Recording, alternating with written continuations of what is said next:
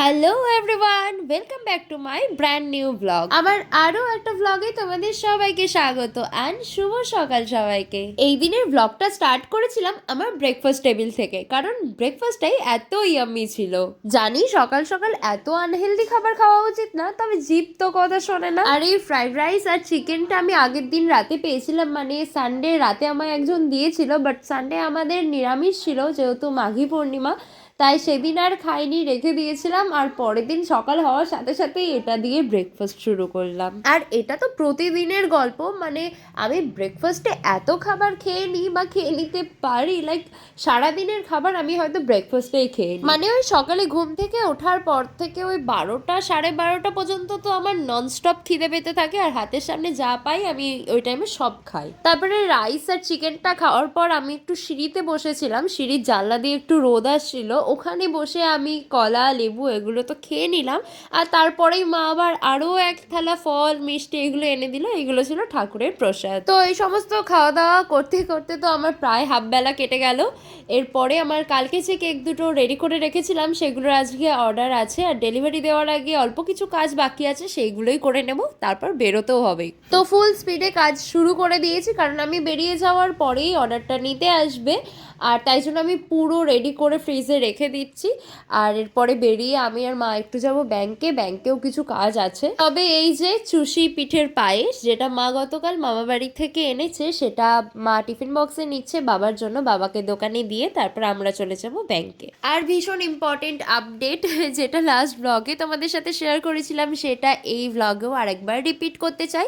যারা আগের ব্লগে দেখে নিয়েছো তারা তো বুঝতেই পারবে, আর যারা দেখোনি তারা আরও একবার শুনে নাও। তোমরা যারা আমার নিউ সাবস্ক্রাইবার আছো, মানে আমার এই চ্যানেলটাকে সাবস্ক্রাইব করে যারা আমার ইউটিউব ফ্যামিলিতে নতুন করে জয়েন করছো, তারা এই চ্যানেলের একটা স্ক্রিনশট নিয়ে কিন্তু তোমরা তোমাদের ইনস্টা স্টোরিতে আপলোড করতে পারো, অবশ্যই আমাকে মেনশন করে, যেটা আমি কিন্তু রিশেয়ারও করব। আমি ওয়েট করছি তোমাদের মধ্যে সেই প্রথম মানুষটার যে আমার চ্যানেলটাকে সাবস্ক্রাইব করে তার স্ক্রিনশট নিয়ে তার ইনস্টাতে পোস্ট করবে, অবশ্যই আমাকে মেনশন করে, কারণ তার জন্য অবশ্যই একটা গিফট থাকবে।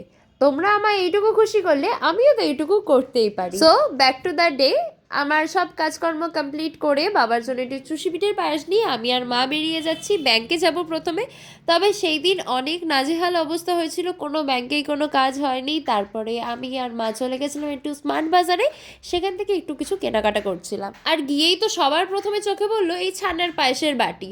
এখন আবার এরকমভাবে ছানার পায়েসও বিক্রি হয়, ভাবা যায়।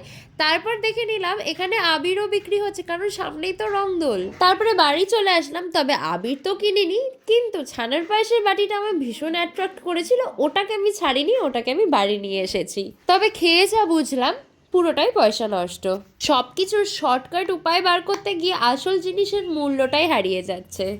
আচ্ছা, এখানেই তোমাদের সাথে শেয়ার করে নিলাম আমার সেই দিনের সেকেন্ড অর্ডার, আর এর পুরো ডিটেলস পুরো ভিডিও তোমরা কিন্তু পাবে আমার নতুন যে ইউটিউব চ্যানেলটা বেক ডিলিশিয়াস, ওখানে। যারা এখনো ভিজিট করোনি, লিঙ্ক দিয়ে রাখলাম, অবশ্যই সাবস্ক্রাইব করো। আর একটা সুন্দর কেকের পিছনে কতটা মেস ক্রিয়েট হয় সেটাও তোমরা দেখে নিলে। তো চলো এবার কেকটাকে রেডি করে, মানে প্যাকিং করে বেরোবো কেকটাকে ডেলিভারি করতে। সাথে যাবে মা, কারণ আরও বেশ কিছু কাজ আছে, মারও কিছু কাজ আছে, সেই জন্য দুজনেই একসঙ্গে বেরোবো, আগে কেকটাকে ডেলিভারি করব। আচ্ছা, তোমরা কি নোটিস করলে যে এই এত সব কিছুর মধ্যে আমি কোনো লাঞ্চের ক্লিপই অ্যাড করিনি? আর সারাদিনের এত ভিডিওস নিতে নিতে কোন জায়গায় ভিডিও নিয়েছি আর কোন জায়গায় ভিডিও নিইনি, এটাই তো মাথা থেকে বেরিয়ে গেছে। এখন এডিট করতে বসে সেটা নোটিস করলাম। আর এত ক্লিপস নেওয়ার পরেও ভিডিও আমার 6 মিনিটের বেশি হয় না, কেন কি জানি। যদিও ভালোই হয়েছে, আমার এত ভাট বকা কেই বা সহ্য করবে। আচ্ছা ঠিক আছে, এবার আমি যাই, না হলে অনেক লেট হয়ে যাবে।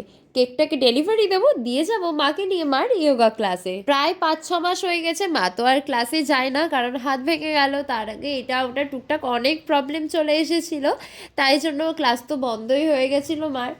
আবার মা নতুন করে জয়েন করবে, সেই জন্যই আজকে কথা বলতে যাবে। আর এইদিকে দেখো, এত কথা বলতে বলতে আমরা তো কেক ডেলিভারি দিয়ে অলরেডি চলেও এসেছি আমাদের না, সরি, মার ইয়োগা ক্লাসে।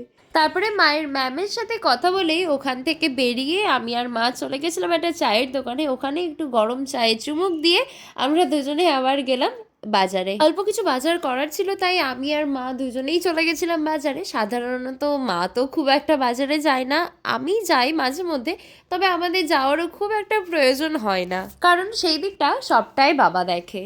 তো সারাদিন অনেক ঘুরপাক করলাম, একবার এদিক ওদিক করে করে অনেক টায়ার্ড হয়ে গেছি। এবার বাড়ি যাই, আশা করছি কালকে দিনটা ফাঁকাই থাকবে, তো কাল একটু রেস্ট নেব, শান্তি মতো ঘুমাবো। তারপর বাড়ি এসে পুচকেটাকে পড়াতে বসেছিলাম, আর উফ কি যে জ্বালাতন করে সে পড়তে বসে। কেন রে গোগো, তুই পড়তে বসে এত জ্বালাস কেন? আমার পড়তে পড়তে ভালোই লাগে না পিপি। দাঁড়া তবে রে, তোর হচ্ছে, দাঁড়া। পিপি তুই কি খাচ্ছিস? এটা আমি পায়েস খাচ্ছি, তুই পড়ে নে, তাহলে তোকেও দেবো। ঠিক আছে, টাটা।